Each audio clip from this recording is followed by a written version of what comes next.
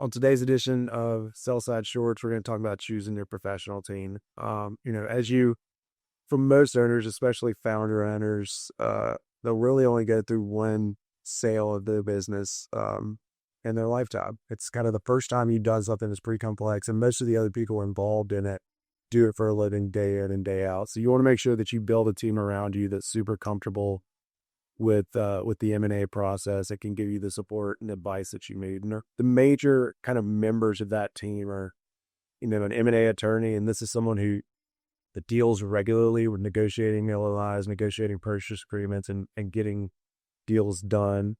A tax advisor or CPA, those are always super important to make sure we have somebody that's got a real handle on the numbers as we get on the stretch. An investment banker, assuming that your business is of a size that warrants that. Those folks are going to help us pull together all the marketing materials, pull together the buyer list, understand who's interested in buying this business, and then set things up in a way that when we go to market, all the information is there. It tells the story that we would tell, and the goal is to get several buyers who are interested towards the end of the process and negotiate the best price for your business. And then finally, where I sit, the wealth advisor. Oftentimes, at base level, we're going to make sure that at the end of this transaction, the proceeds go where they need to go, and there's a strategy that makes sense for the owner's long-term financial well-being.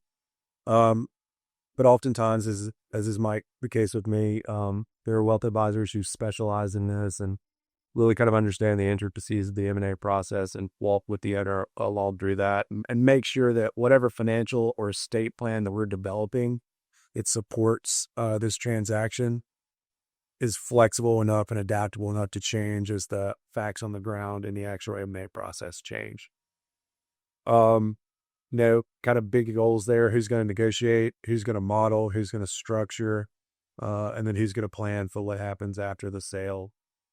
From an integration perspective, it's not always required, but I like to think of this as a team a lot more than, kind of random parts being bolted together. So it's always a big help if your team knows each other professionally and has a good history of working together. That usually makes things go a lot smoother.